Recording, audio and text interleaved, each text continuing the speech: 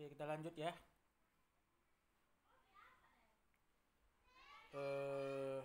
Hari ini materi tentang fungsi kepemimpinan. Itu ada fungsi perencanaan, ada fungsi pengawasan, ada fungsi pemimpin memandang jauh ke depan. Kemudian fungsi pengembangan loyalitas. Kemudian ada fungsi memberi motivasi dan fungsi mengambil keputusan. Lebih kurang itu ada 6 poin tentang fungsi kepemimpinan. Semuanya perhatikan ya, itu Penny jangan ngobrol. Fokus semuanya, jangan lakukan kegiatan apapun. Itu perintah Akademi PMCI. Yang pertemuan-pertemuan sebelumnya, dimulai sejak pertemuan pertama, saya pernah bilang bahwasanya pemimpin itu punya hak atau wewenang untuk memerintah, ya. Kemudian pemimpin itu adalah orang yang unggul. Di antara 1000 orang yang ada di dalam satu perusahaan, belum tentu 1000 orang itu bisa jadi pemimpin. Keunggulan itu bisa dilihat dari segi pengetahuan atau wawasan, pengalaman, ya, kemudian keterampilan.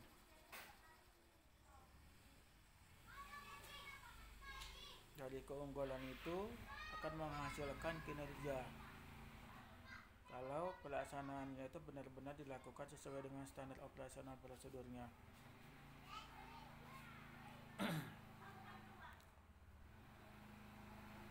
Di fungsi kepemimpinan ini, yang pertama itu fungsi perencanaan. Ini sama dengan, kalau perencanaan ini sama dengan fungsi-fungsi manajemen ya. Ada, suara saya kecil ya? Iya Yukiko. Iya Pak, kecil Pak. Oh sebentar ya.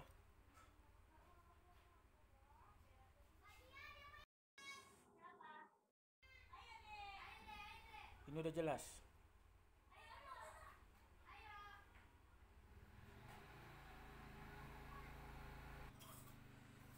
Fungsi kepemimpinan.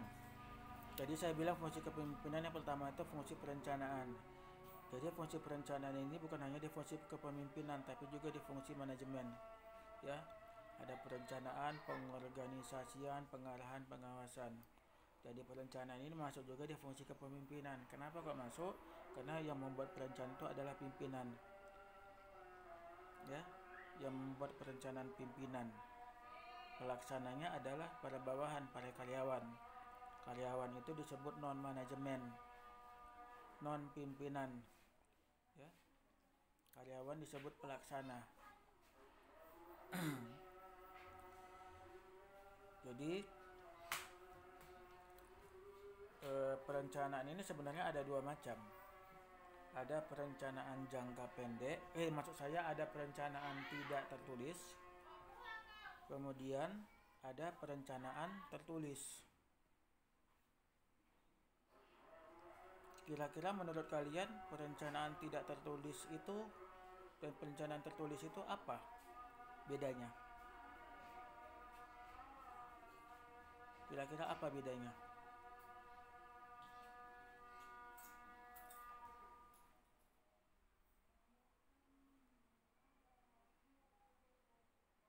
Kira-kira apa bedanya?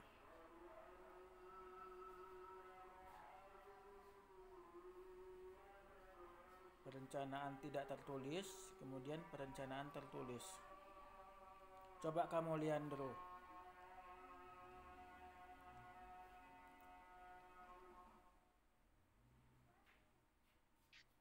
Ya Pak. Kira-kira apa bedanya perencanaan tidak tertulis dengan perencanaan tertulis?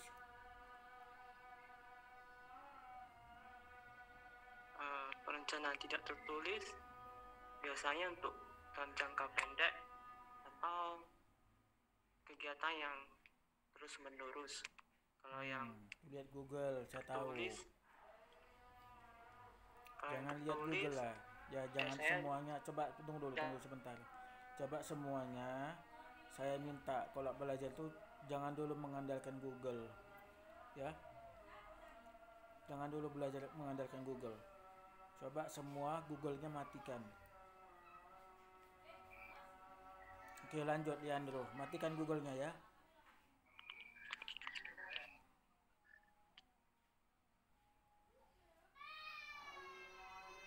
Lanjut Leandro.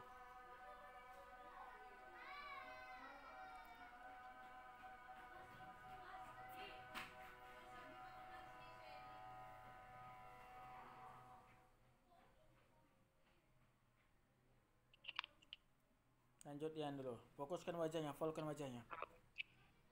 dengar suara saya, Pak. Ya, dengar.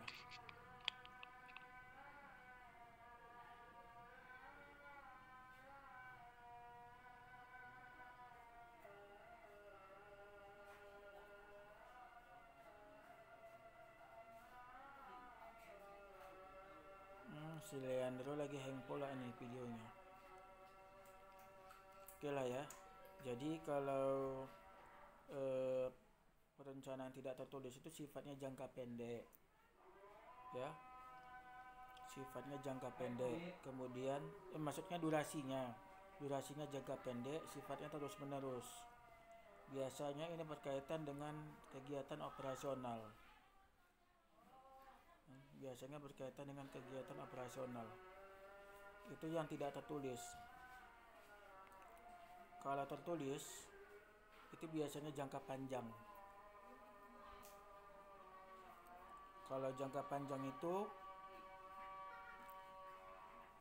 biasanya lebih kurang 20 tahunan, bahkan lebih.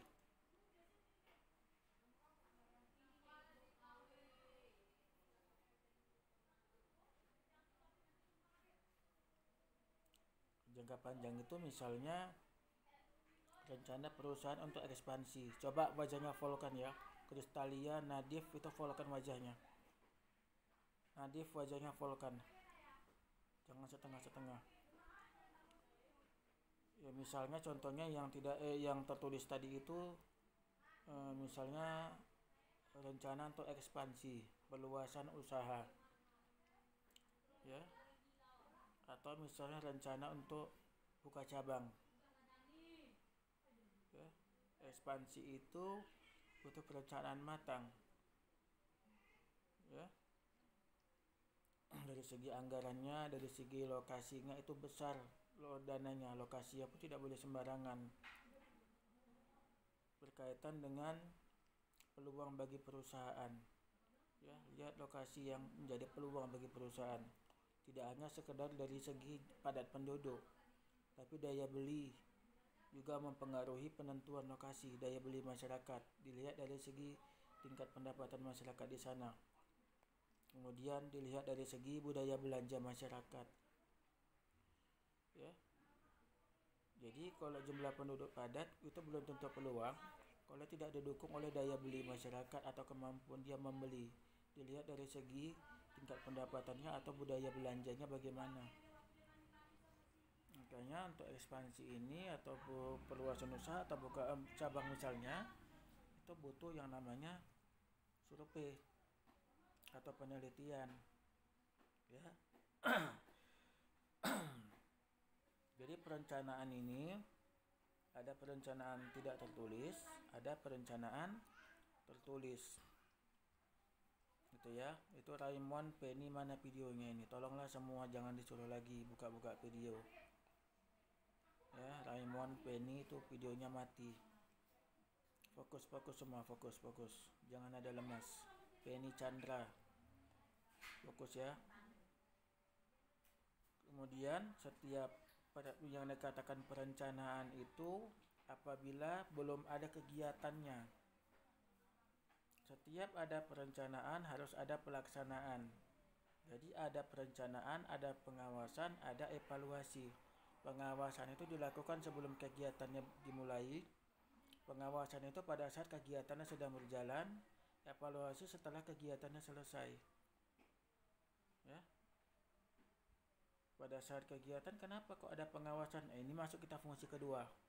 Fungsi kedua di dalam fungsi kepemimpinan adalah fungsi pengawasan. Coba Raymond, kenapa pada saat pelaksanaan harus ada pengawasan? Supaya terjaga Pak pelaksanaannya sesuai dengan perencanaan yang sudah dibuat. Kalau enggak nanti bisa. Coba jelaskan itu maksudnya gimana? Jadi diperlukan pengawasan.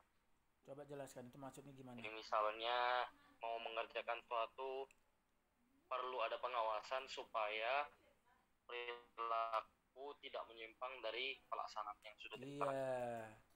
Bisa juga untuk mendeteksi setiap penyimpangan dari perencanaan.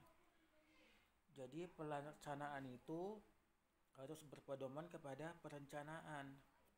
Tidak boleh menyimpang.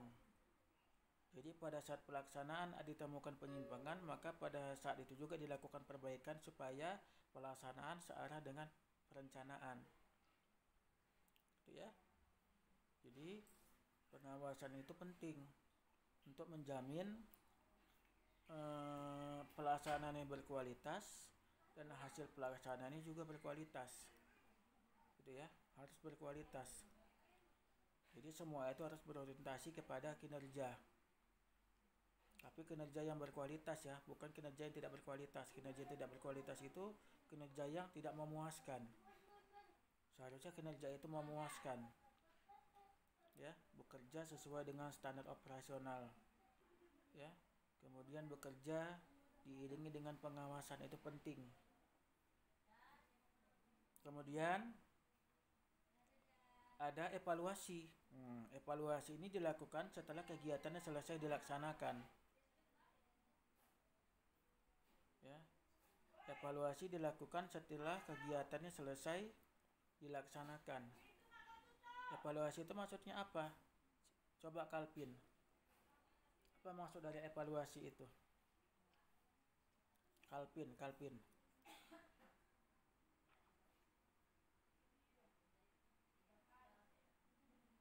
Coba Kalpin Sumarlin, Kalpin. Evaluasi itu maksudnya apa?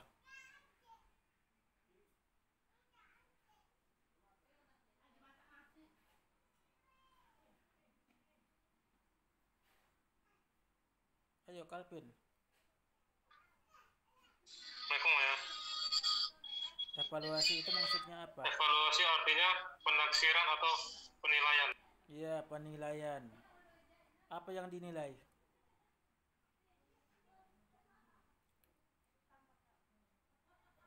Apa yang dinilai? Matikan dulu Google-nya, jangan lihat Google.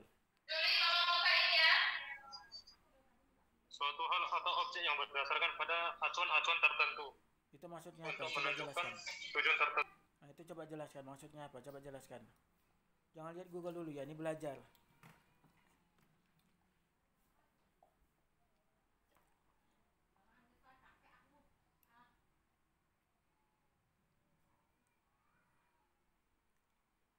Jangan lihat Google dulu, belajar ini belajar. Jangan lihat Google dulu. Kalau lihat Google bukan belajar namanya.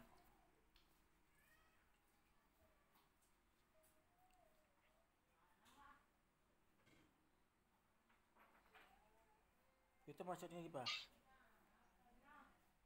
Pengertian evaluasi adalah proses identifikasi untuk mengukur. Terus jelaskan apa maksudnya apa itu?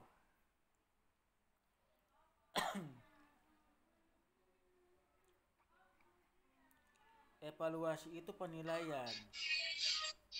Ya, evaluasi itu penilaian. Evaluasi dilakukan dengan membandingkan Ya, apa yang dinilai pelaksanaannya. Ya, pelaksanaan itu dibandingkan dengan perencanaan tadi. Apakah pelaksanaan yang sudah dilakukan itu sudah sesuai dengan perencanaan atau tidak? Kalau tidak, berarti pasti ada hasil yang tidak memuaskan. Itu sudah pasti, karena di perencanaan itu juga ada target hasilnya itu seperti apa yang diinginkan. Jadi kalau pelaksanaan tidak sesuai dengan perencanaan, pasti hasilnya tidak akan memuaskan. Berarti kegiatannya ada penyimpangan. Ya. Kalau hasilnya tidak memuaskan, maka dilakukan perbaikan lagi di pelaksanaannya, bukan perencanaannya. Makanya pengawasan pada saat perencanaan itu lebih ditingkatkan lagi. Pengawasannya ditingkatkan lagi. Betul-betul diterapkan standar operasional prosedur pelaksanaan itu tadi. Karena kalau di luar SOP, ini hasilnya bisa bermasalah. Itu sebabnya di dalam pelaksanaan, petugas pengawas itu tadi harus mencocokkan antara SOP dengan kegiatan yang sedang berlangsung. SOP-nya sudah dijalankan atau tidak. Karena di dalam perencanaan itu ada diterapkan SOP-nya seperti apa. Hasilnya seperti apa. Cara kerjanya seperti apa. Itu diterapkan di perencanaan. Ya, jadi antara perencanaan, pengawasan, evaluasi, tiga-tiganya itu harus ada. Tidak boleh salah satu. Nanti itu akan kalian alami sendiri pada saat kalian kerja di perusahaan.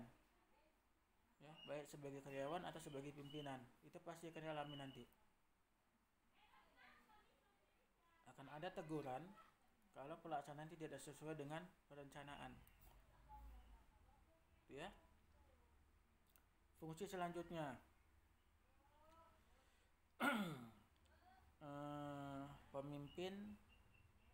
Fungsi pemimpin memandang jauh ke depan.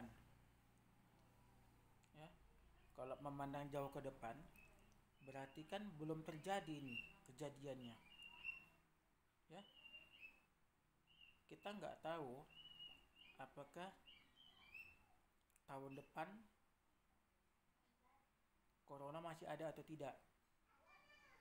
Karena ini mempengaruhi kegiatan ekonomi. Kita tidak tahu tahun depan apakah akan ada kenaikan harga BBM yang mempengaruhi biaya produksi perusahaan. Ya. Nah, di sini pemimpin di dalam memandang jauh ke depan itu maksudnya pemimpin waspada terhadap kemungkinan yang akan terjadi di masa yang akan datang. Ya, harus ada prediksi, harus ada pencegahan dini, harus ada antisipasi dari sekarang. Jadi pemimpin itu nggak bisa santai. Walaupun kondisi perusahaan sedang sejahtera, penjualan meningkat, pada saat terjadi suatu kondisi tertentu, ini perusahaan bisa hancur total. Contoh, ya, perusahaan ini sejahtera, penjualan meningkat, perusahaan kuat, dan lain sebagainya, segalanya positif ada pada perusahaan itu. Tiba-tiba muncul corona, hancur perusahaan ini. Padahal corona itu tidak bisa deteksi waktu itu kan. Tiba-tiba tahun 2019 corona muncul. Beberapa industri gulung tikar. Apalagi diberlakukan lockdown. Makin parah lagi. Ya.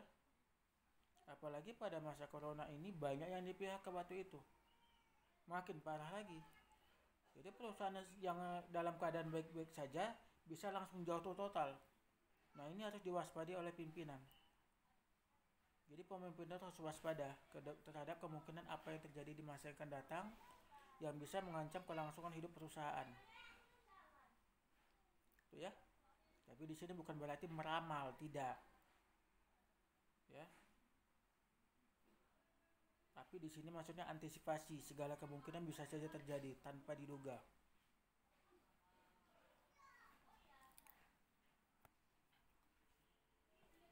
Kemudian fungsi pengembangan loyalitas. Loyalitas itu apa, Alis? Coba Alis. Loyalitas itu apa? Ya, kesetiaan suatu karya terhadap perusahaan. Ya, loyalitas itu asal katanya loyal, artinya setia. Ya, setia kepada organisasi tempat bekerja. Kalau loyal berarti itu adalah komitmen. Ya. Loyalitas ini bukan hanya pimpinan, karyawan juga harus loyalitas.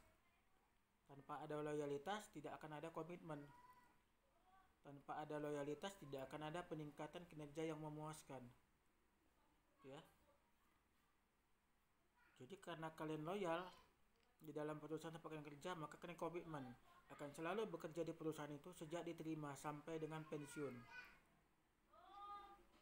Tidak tergoda ada iming-iming dari perusahaan lain. sekalipun mungkin kesejahteraannya lebih tinggi perusahaan lain daripada perusahaan sekarang tempat bekerja, kan gitu. Apalagi banyak pimpinan atau karyawan, loyalitas ini tidak hanya diukur dari segi materi, belum tentu ya. Faktor lingkungan kerja itu juga mempengaruhi kalian loyal apa tidak, komitmen atau tidak. Perlakuan dan pimpinan terhadap bawahan itu akan menjadi penentu apakah karyawan itu akan komitmen kepada perusahaan itu atau tidak ya. Jadi pemimpin memperlakukan karyawan itu harus seperti manusiawi. Di dalam ilmu manajemen, bentar ya.